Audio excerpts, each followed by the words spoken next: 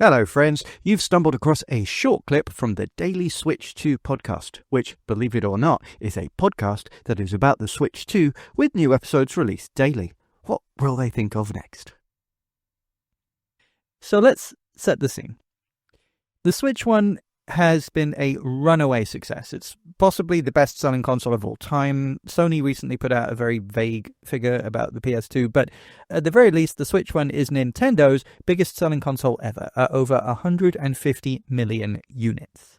Now, it's worth bearing in mind that that isn't 150 million unique people that own a Switch. For example, families quite possibly buy more than one. Parents might want to play.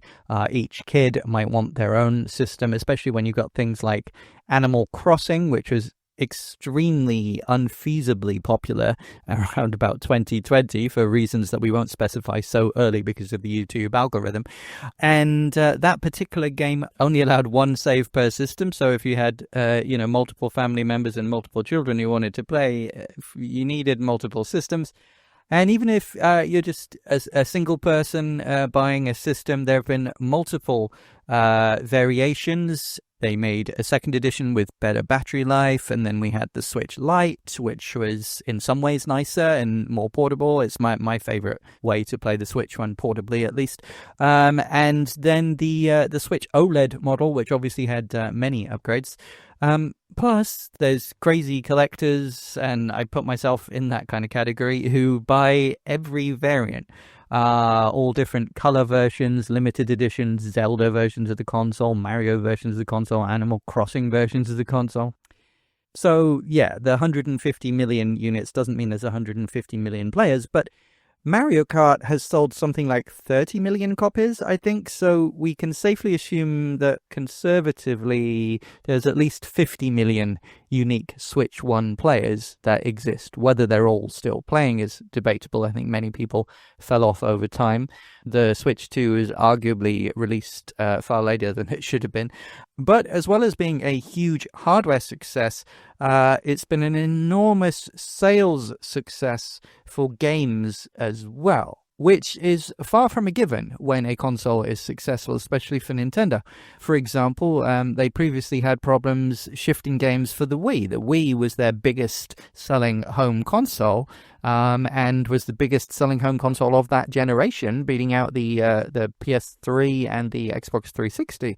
But software sales were dismal, especially after the first couple of years, because many of the people buying the console were just casual consumers, people who didn't usually play games, and they bought it specifically because they wanted to use Wii Sports, which obviously was the pack-in, or maybe Wii Fit for working out at home, doing yoga, that kind of thing. And maybe if you were lucky, you might buy some Mario Kart, or Just Dance was very popular on the system, for casual people to play at kind of house parties, when you invite people around, children's birthday parties, or, friends coming around for drinks and a pizza or whatever.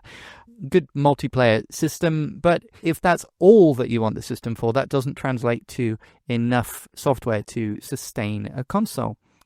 Nintendo have previously had problems selling third-party games on multiple of their platforms.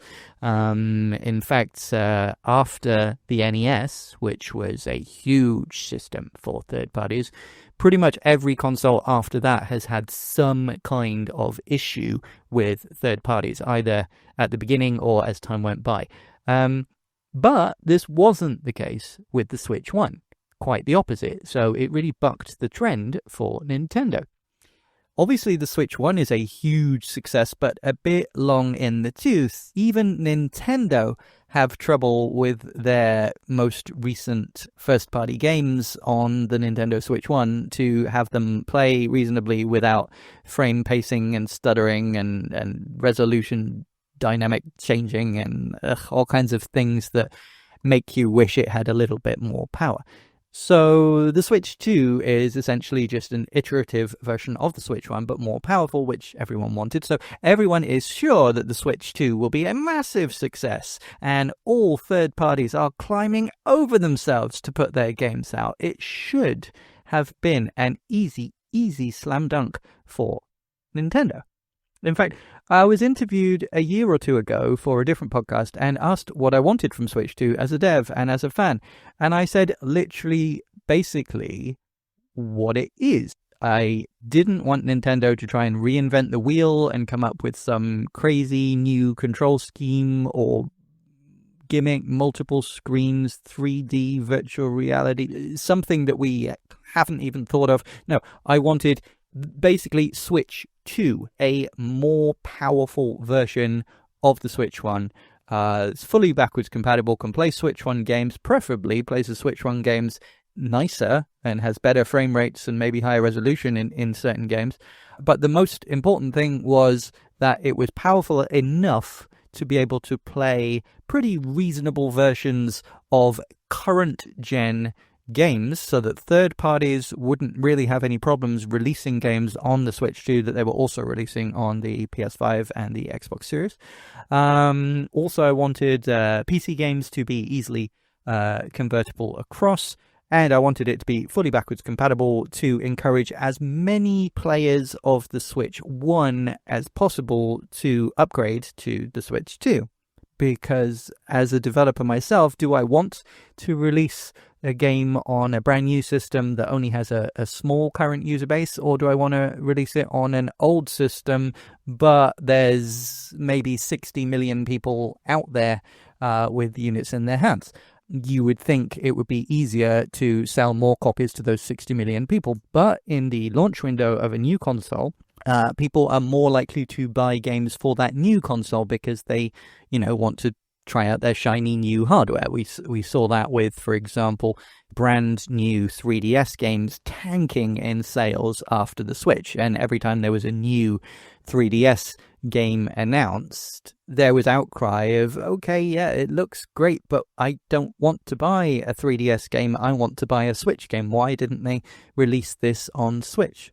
The Switch 2 console itself, which has only been out for, 2 weeks now, by all accounts, it's been an unqualified major success in its launch window for the hardware, at least. Despite the console itself selling around 4 million units in its first week, and that's including the 1.1 million in the US, but 4 million worldwide. The game business published an article saying third-party games on Nintendo Switch 2 are selling disastrously. Quote, one third-party publisher characterized the numbers as beyond our lowest estimates despite strong hardware sales.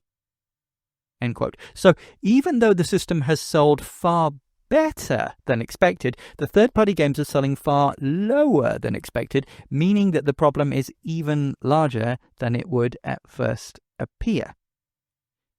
In the US, at least, over 80% of the Switch 2 software sales came from physical retailers. So people walking into a shop to pick up games. Presumably at the same time as the console, because in general, people don't do that anymore. Other than on launch days or special occasions, even people who collect physical copies of games rather than buying digitally, they tend to buy via Amazon or some other online retailer to get them posted to their house. But 80%, over 80% of Switch 2 software sales came from physical retailers. So that means that people aren't necessarily ordering physical games online. They aren't pre-ordering games or even buying games other than whatever they chose to pick up at the exact same time as the console. And that is a huge problem because, of course, when you buy the console, you are spending a lot of money up front in one go, and you can't really afford to buy many games at the same time. In fact, I'd wager that most people only bought the console and Mario Kart Bundle. 21% of people that bought a Switch bought the console only, without Mario Kart.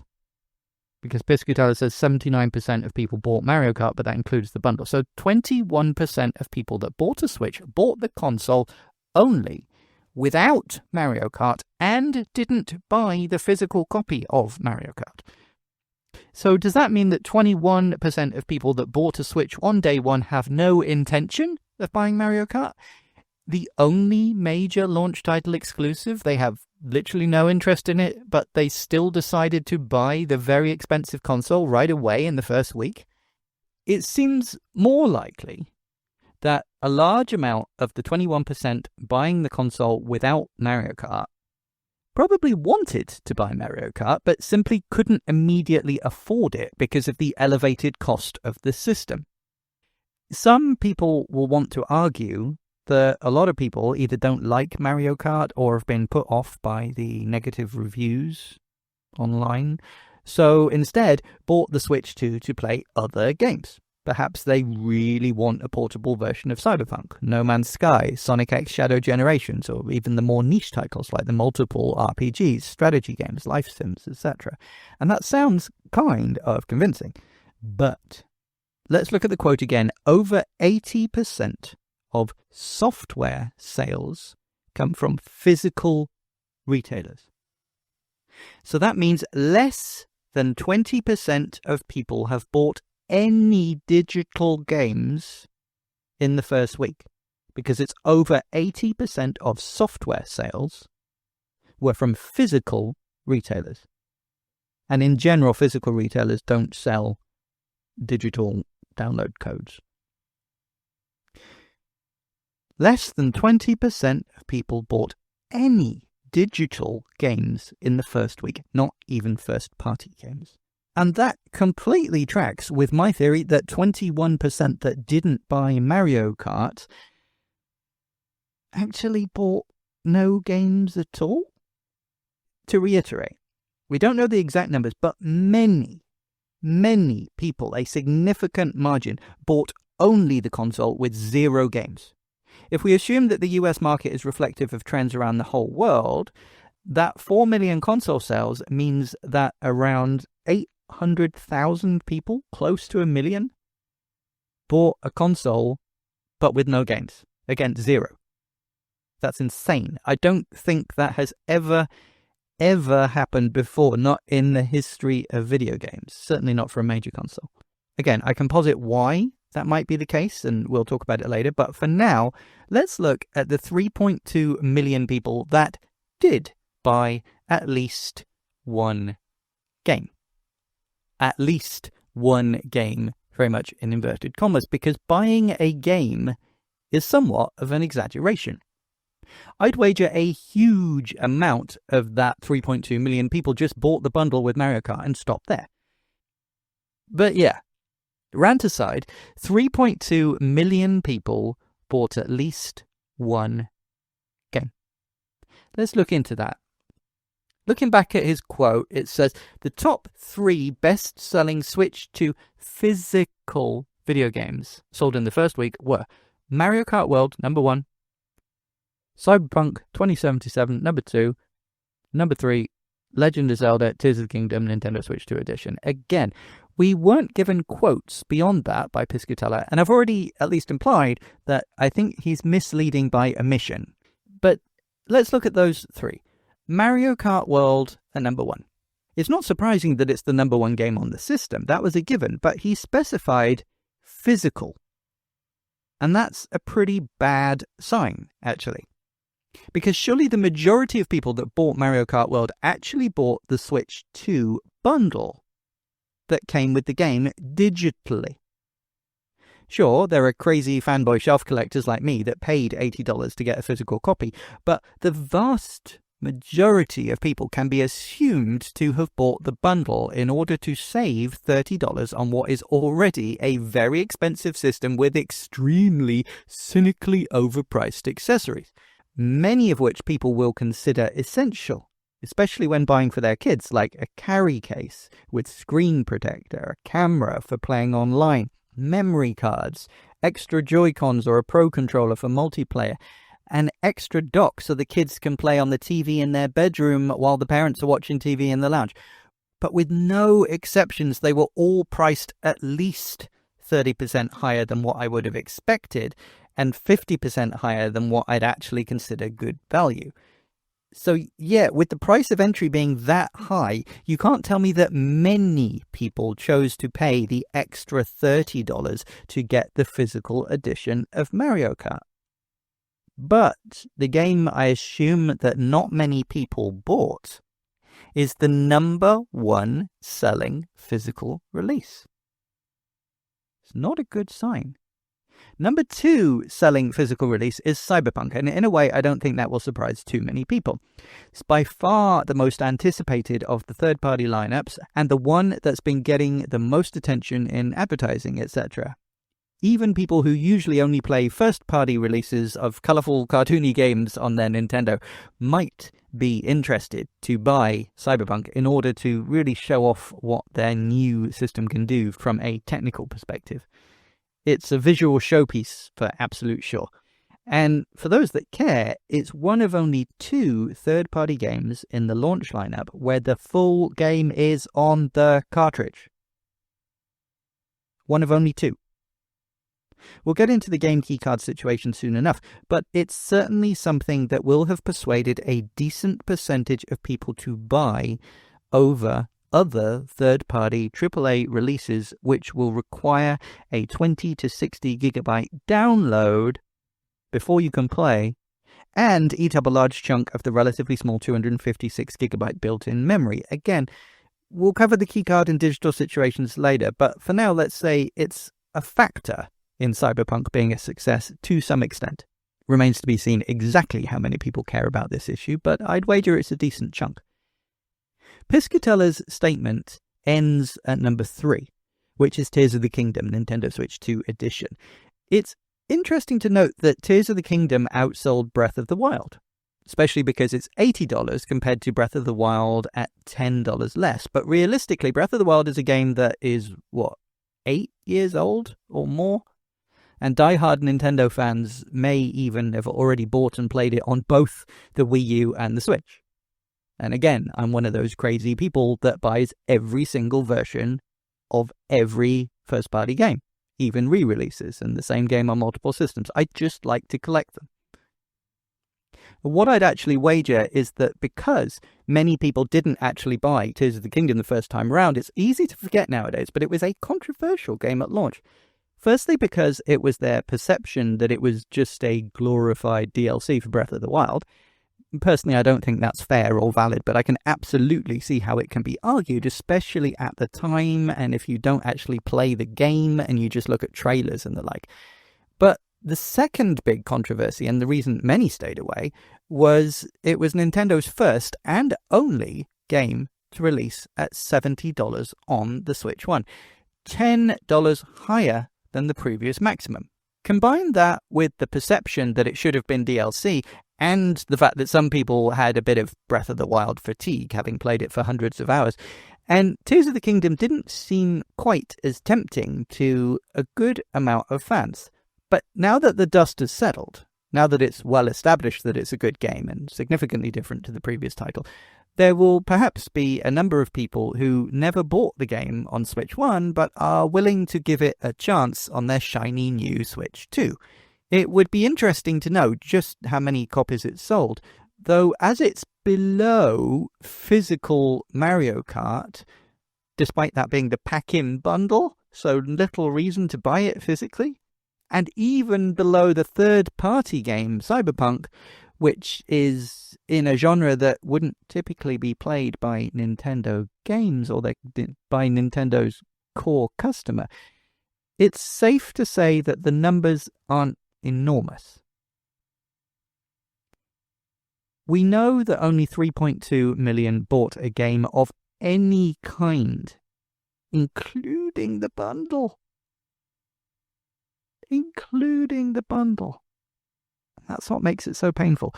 What's a reasonable number of people to assume that they chose to spend $30 more just to get the cartridge for Mario Kart? 20% of people?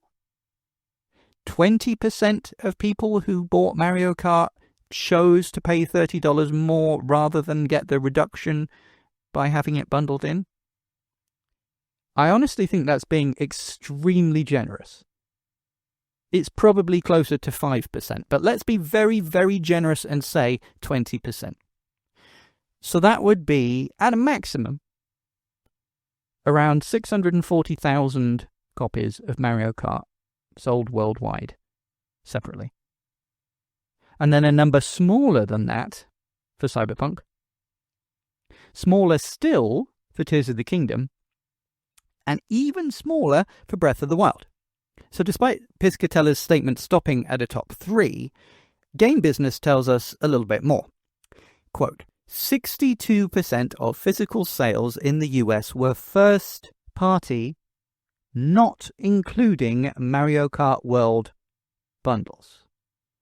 Holy crap. So yeah, we know that it's not including the bundle, as that's a physical game anyway, physical sales. We'll get on to digital sales later, but 62% first party physical is quite telling because there are barely any first party physical games. We have Mario Kart, again, likely to have sold less than 640,000 copies. That is the absolute maximum, and it's quite possibly closer to 200,000. But let's be generous and say 640,000 copies.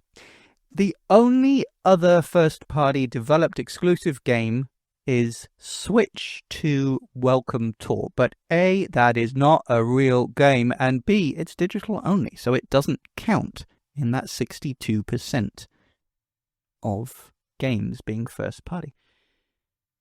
So we have the 2 Zelda games, re-releases of older games, and we know that they sold even worse than the physical Mario Kart and Cyberpunk, a third party. And for whatever reason, Piscatella decided to mask whether Breath of the Wild was 4th place or embarrassingly outsold by another third party. But if I had to guess, though, I'd say it was in 4th place, close behind Tears of the Kingdom. And the reason it's not being promoted heavily is that it actually looks better for the industry as a whole if we don't make it obvious that third parties aren't selling very well. So having a third party game named in between Mario Kart and Zelda in the top 3 looks great, until you realize it's only the physical copies of Mario and Zelda, and both of them have reason to suspect that they didn't sell very well in reality. Don't forget, around 20% of people didn't even buy one single game. And that's counting digital sales too. So, by having such high prices, and in the case of at least the accessories, I'd argue unnecessarily high prices, Nintendo are reducing the amount of games that will be sold at launch. And that is perfectly okay by them. It's probably what they want, because actually selling a carry case for $85, a mostly hollow second dock for $120, or something like the Joy-Con straps or wheels for $14 and $25 respectively, despite them being plastic with no electronics, they actually are making far more money from the accessories than the launch window sales. And they don't have to worry about shortages of memory chips or the tariffs on importing those memory chips. And they know that once you have bought the console and some accessories, presumably, you are bound to buy more first-party games, at least later on down the line. It's actually good business for them, one could argue, to sell less games at the start if they can upsell on accessories and charge higher for the console. But this is screwing over all third-party publishers. If Nintendo is purposely not caring about how many games are sold immediately, it's very damaging to the third parties, and it means that launch window sales for third parties are likely to be very low, and there is a genuine chance that some of the 25 launch titles sold close to 0 copies. Like the quote in the Game Business article said, despite strong hardware sales, the sales for one third-party company were, quote, beyond our lowest estimates. it's disastrous. So we know that the physical copies of third-party games are selling disastrously, maybe even not selling at all. But does that just mean that everybody has now gone, okay, no, let's just buy digital only, and the third parties are selling perfectly well, digital only? Spoilers, not really. But there are some outliers. We'll cover all that very soon in part 2, but for now, if you've listened all the way to the end of this epically long and quite depressing episode, thank you. Please consider dropping a like, subscribe, and maybe come and join our free members area, where I'm doing some fun official Nintendo toy giveaways, as I said, just at cost to me. It's just for fun. As I said earlier, there is no need to financially support. There's a free tier. I just want to grow a nice community of cool people, and you guys listening, liking, and commenting means the world to me and shows that I'm not just talking into the abyss, and getting what you can probably hear is a very sore throat from talking for so long. Thank you, everybody, and I'll catch you soon for part 2. Maybe we'll break it up by having a game review or Donkey Kong analysis or something fun in between. I want some positivity here. I'm not a Nintendo hater, despite what the comments like to try and tell me when I criticize things that should be criticized. I love Nintendo. Everyone go buy a Switch 2. I genuinely mean that. I want it to do well. Donkey Kong Bonanza looks amazing. I hate that there's all this negativity. It's not what I thought was going to happen with the launch of this system. But, we'll ride it out. Well, that was funny / sad / informative / stupid, wasn't it? Feel free to mentally redact to make that make sense with the clip that you just heard. I don't know what it was. I'm just recording a bumper. But if you enjoyed the clip, please give it a like. If you'd like to hear more, click subscribe, and you can find all the ways to listen to and support the full daily podcast at linktree/dailyswitch2. That's linktr.ee/dailyswitch2. Let's go! Did I sound like I mean that? I do. I really do.